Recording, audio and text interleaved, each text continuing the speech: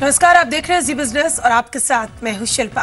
Railway के कायाकल्प के लिए कोशिशें तेज हो गई है। जी हां, अब जल्द ही सीएनजी ट्रेन चलाने की कोशिशें हो रही हैं। पेट्रोलियम मंत्री धर्मेंद्र प्रधान ने कहा कि वो ग्रीन ट्रेन चलाने के लिए रेलवे से बात कर रहे हैं।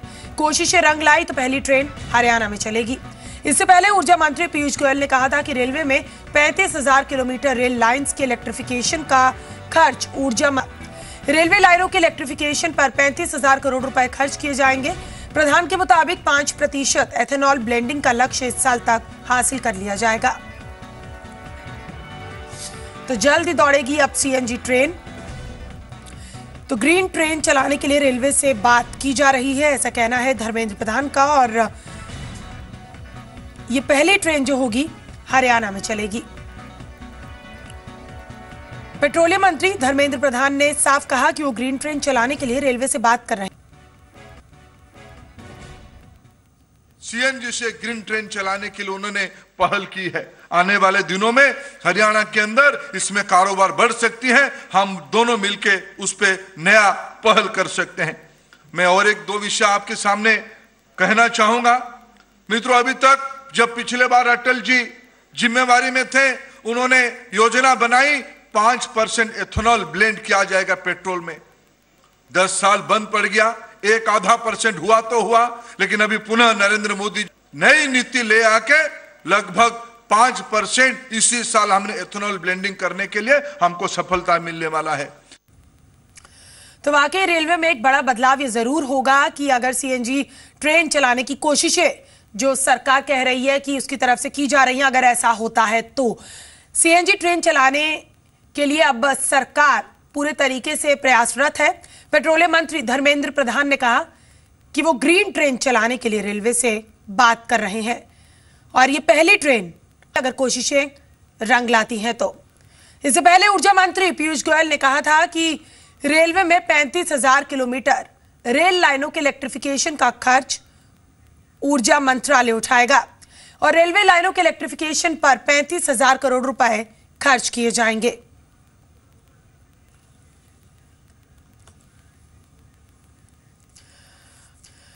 तो चलिए सीधे लिए चलते हैं आपको हरियाणा समिट में, जहां वित्त मंत्री अरुण जेटली इस वक्त बोल रहे हैं। And therefore, this is one area where I've announced that we open up for foreign direct investment 100%. And if there is one sector of industry which has a huge potential in several parts of the state, for which we should make a concentrated and a concerned effort to woo investors, is to get investors in the marketing and the manufacturing of what agricultural produce is produced in the state itself. Their investment will have the impact of reaching the farmer. The farmer will have a direct access itself to the market.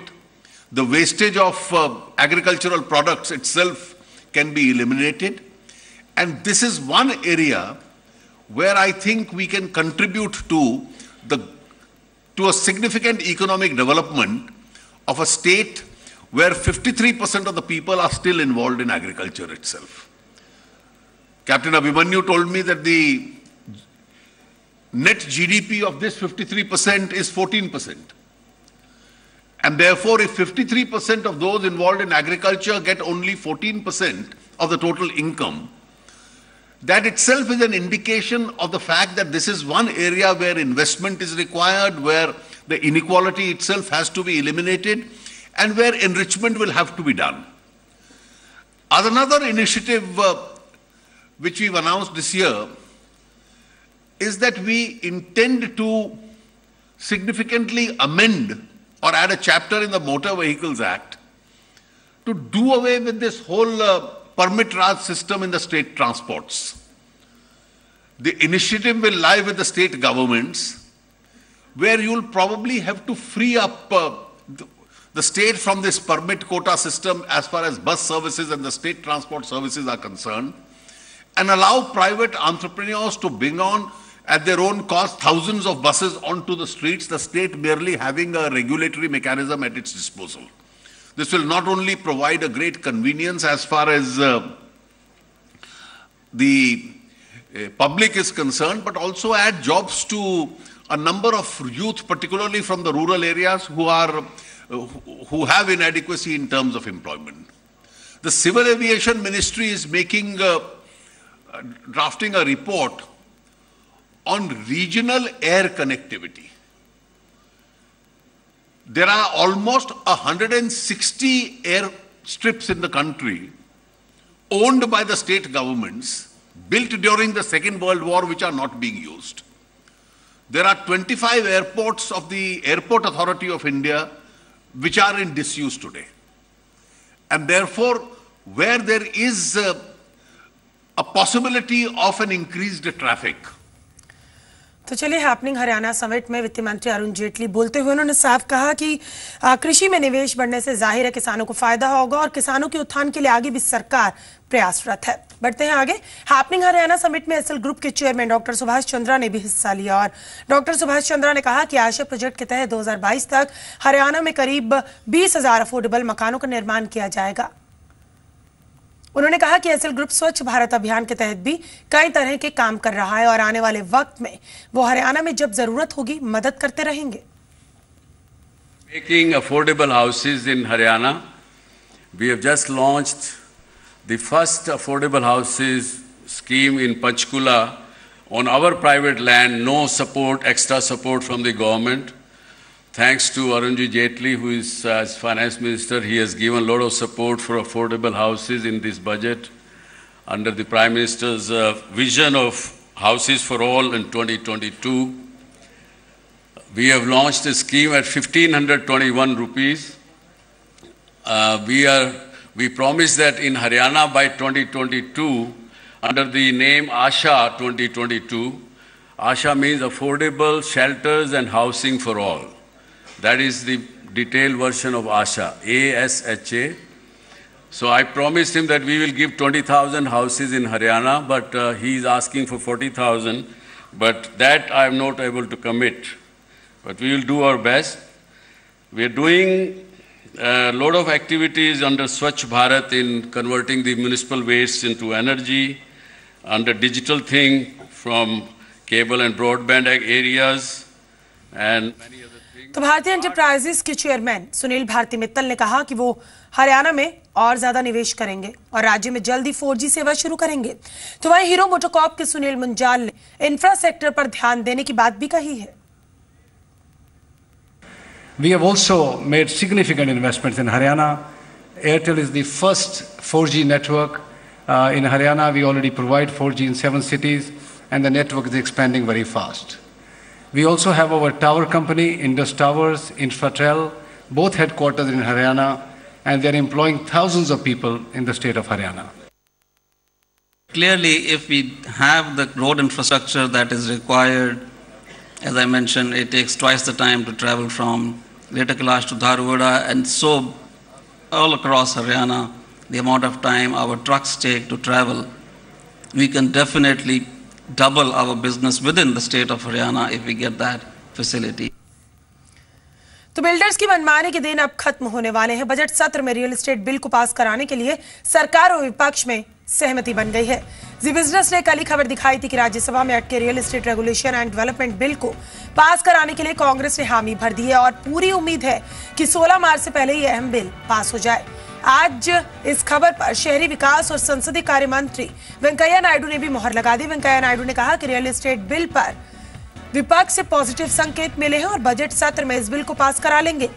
इस bill के पास होने से न सिर्फ real estate sector को बढ़ावा मिलेगा बल्कि रिफॉर्म की गाड़ी भी रफ्तार पकड़ेगी। साथ ही बिल पास होने के बाद बिल्डर्स पर नकेल भी कसी जा सकेगी। The real estate bill is going to be a reality in this budget session itself. I have been holding discussions with the private sector. We have addressed their concerns also. The real estate is not it is only a regulation, not a strangulation. Nobody need to worry except the fly-by-night operators. Others can feel comfortable because there won't be any harassment. And we are also working on ease of giving approvals.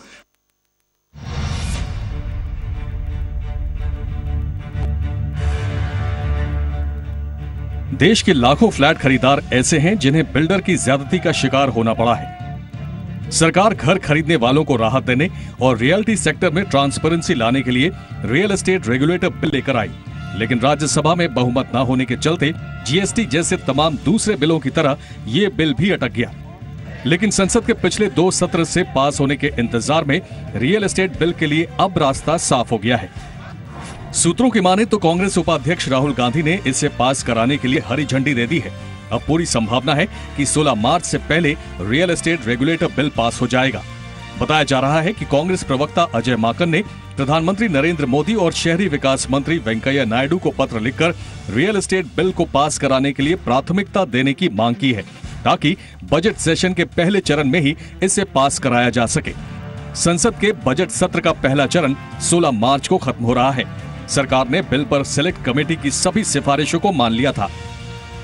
इससे पहले शनिवार को संसदीय कार्य राज्य मंत्री मुख्तार अब्बास नकवी ने कहा था कि सरकार real estate development and regulation bill Rajya Sabha में पेश करेगी। इस बिल के तहत हर राज्य में एक रेगुलेटर और एपेलेट ट्राइब्यूनल का गठन किया जाएगा, जो बिल्डर्स के खिलाफ शिकायत की सुनवाई करेगा। रेगुलेटर को डेवलपर के खिलाफ जुर्माना लगाने का अधिकार भी होगा। ट्राइब्यूनल्स का आदेश नहीं मानने वाले बिल्डर्स को 3 साल की जेल का भी प्रावधान किया गया है। डेवलपर्स को रेगुलेटर के पास प्रोजेक्ट का रजिस्ट्रेशन कराना होगा। रेगुलेटर को शिकायतों पर 60 दिनों के अंदर फैसला लेना होगा। इसी तरह एपेलेट ट्राइब्यूनल को भी 60 दिन में फैसला देना होगा। रियल एस्टेट बिल में रेसिडेंशियल और कमर्शियल दोनों तरह के प्रोजेक्ट शामिल होंगे। एक रिपोर्ट के मुताबिक देश में हर साल करीब 10 लाख लोग घर खरीदते हैं। रिहायशी प्रोजेक्ट्स की बात की जाए तो करीब 3.5 लाख करोड़ का निवेश इस सेक्टर में होता है। हर साल करीब 3,200 से 4,000 नए प्रोजेक्ट्स लॉन्च होते हैं। मौजूदा समय में 26 बड़े शहरों में करीब 17,000 रियल एस्टेट प्रोजेक्ट्स चल रहे हैं। तमाम अड़चनों के बाद अब उम्मीद है कि इस बार रियल एस्टेट बिल पास होगा और लाखों घर खरीदारों के अधिकारों की रक्षा हो सकेगी। ब्यूरो रिपोर्ट, जी मीडिया।